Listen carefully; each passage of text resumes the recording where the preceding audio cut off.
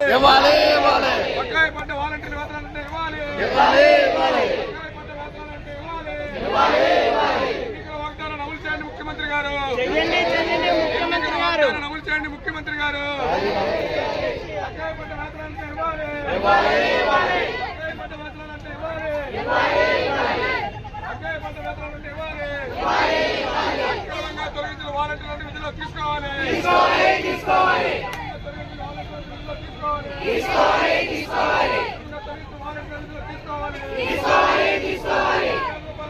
కొనసాగించాలి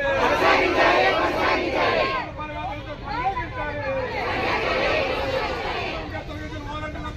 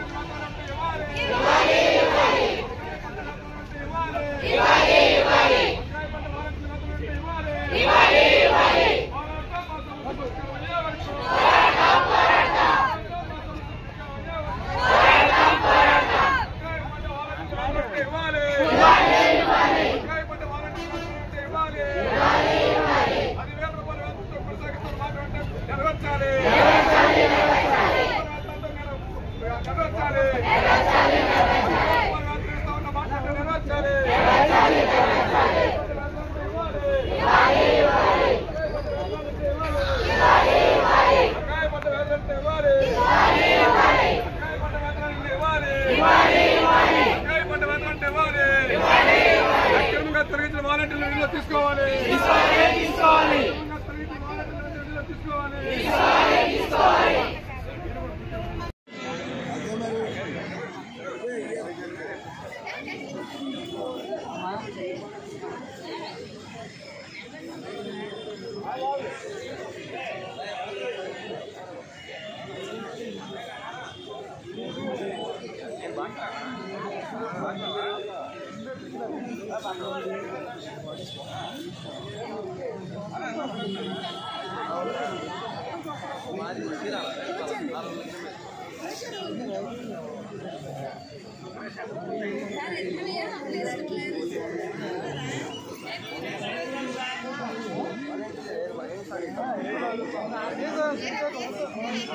ఇప్పుడు పోరాటం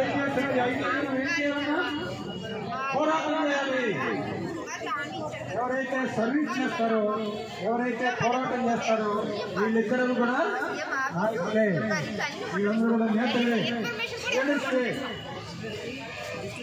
ఇది నేను ఎక్కడి నుంచి గ్రహించానంటే మహాత్మా గాంధీ అంటే నాకు చాలా ఇష్టం. నేను ఈ పక్కానికి చేసి చూపించానంటే లోపల ఎవరుంటారన్నా గాంధీ గారు. అలాంటి మార్గంలో నడిచిన వాడిని గాంధీ గారి యొక్క ఆత్మకథకి ఇంకొక పేరేదో ఎవరైనా చెప్తే చిన్న ప్రైజ్ ఇస్తానమ్మా.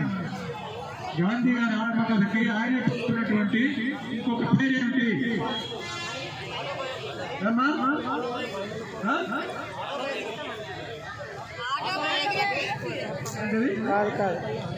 ఆటోబయోగ్రఫీ అంతే కదా, మరి ఇంగ్లీష్లో ఆత్మకథ అర్థం చెప్పారు. అడిగారు ఎవరైనా చెప్పారు దాంట్లో ఫిలాసఫీ కనబడుతుంది.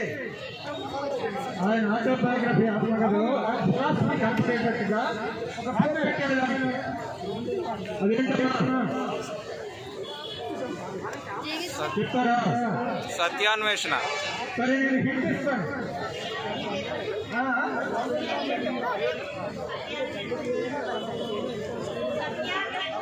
సత్యాన్వేషణ అని చెప్పిన దగ్గరకు వచ్చేసింది. కాదు, అది కొటేషన్. సత్యమేవ జయతే కాదు, సత్యంతో నా ప్రయాణం. ఎవరు చెప్పారు? అది కాదు. దండ పట్టండి ఎవరన్నా.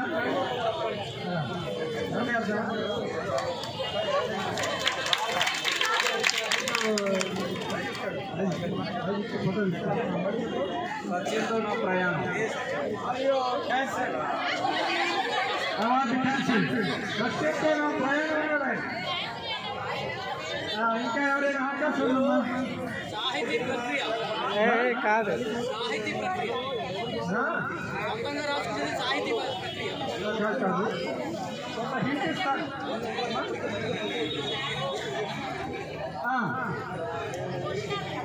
క్వశ్చన్ అంటే గాంధీ గారు తన చరిత్రను తానే రాస్తున్నాడు జైల్లో కూర్చొని. దానికి ఒక తన చరిత్ర ఆత్మకథ ఆత్మకథ దానికి ఒక పేరు పెట్టాడు. మన చరిత్ర మీరు చూస్తే ఆత్మకథ ఆటో ఉంది. దాని కింద ఇంకో పేరు కూడా ఉంటుంది. ఆ యొక్క పేరు వచ్చేస్తుంది. అది సత్యంతో ముడిపడే సత్యాగ్రహ కానీ సరే ఒక హిట్ ఇస్తున్నాను. ప్రపంచంలో సైంటిస్టులందరూ కూడా కొన్ని నూతన సత్యాలను ఆవిష్కరిస్తారు, కనుక్కుంటారు.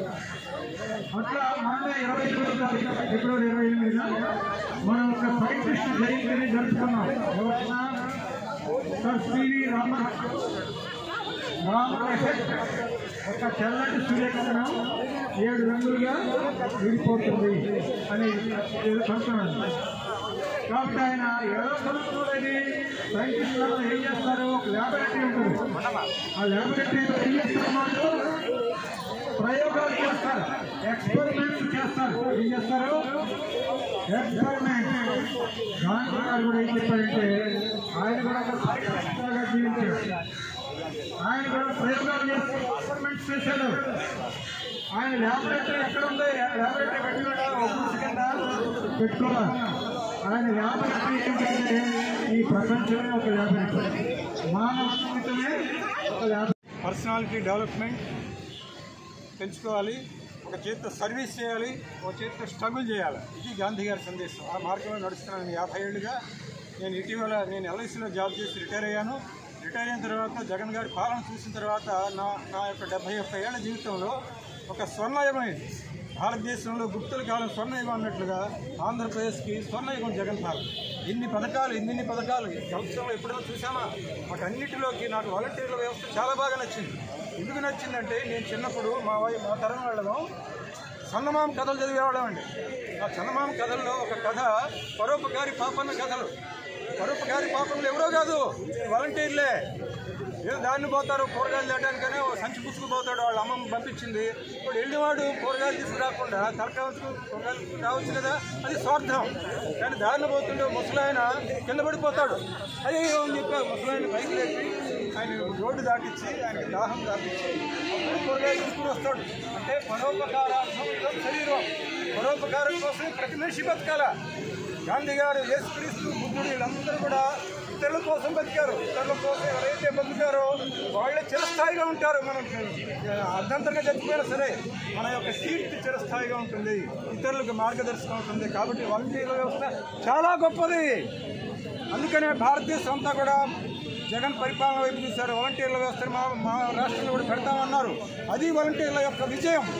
కాబట్టి ఇమీడియట్గా వాలంటీర్లని కొనసాగించాలి. ఖజానా ఖాళీ అంటున్నావు కదా, అబద్ధాలు ఆడుతున్నావు కదా, సరే ఒప్పుకుంటాం. నువ్వు నిరుద్యోగ వృత్తి ఉద్యోగాలు వచ్చే వరకు కూడా 3000 ఇస్తానన్నావు కదా, ముందు 3000తో మొదలుపెట్టు. సారీ చెప్పు, నేను ఇవ్వలేను, 10,000 5,000 కూడా ఇవ్వలేను, 3,000 ఇస్తాను ప్రస్తుతానికి, మీరు సర్దుకోండి అని చెప్పి ఇవ్వు. వీళ్ళని రెగ్యులరైజ్ చెయ్యి, కొనసాగించు అన్నారు. కొనసాగిస్తున్నానని చెప్పు, శుభవార్త చెప్పు, 3,000 ఇవ్వు, సాటిస్ఫై అవుతారు. అల్ప సంతోషులు వాళ్ళు, కరోనాలో ప్రాణాలు అర్పించి చేసినటువంటి వాళ్ళు అల్ప సంతోషులు. దయచేసి చంద్రబాబు ఈ 2.5 లక్షల మందిని ప్రియారిటీ ఇచ్చి, అమరావతి కాదు ప్రియారిటీ, పేదవాళ్ళు, ప్రజలకు సేవ చేసినటువంటి వాళ్ళు. నా పేరు ఈదర గోపిచందండి. ఏపీ వార్డ్ అండ్ గ్రామ వార్డ్ వాలంటీర్స్ అసోసియేషన్కి రాష్ట్ర సలహాదారుగా ఉన్నాను నేను, నసరాపేట నుండి.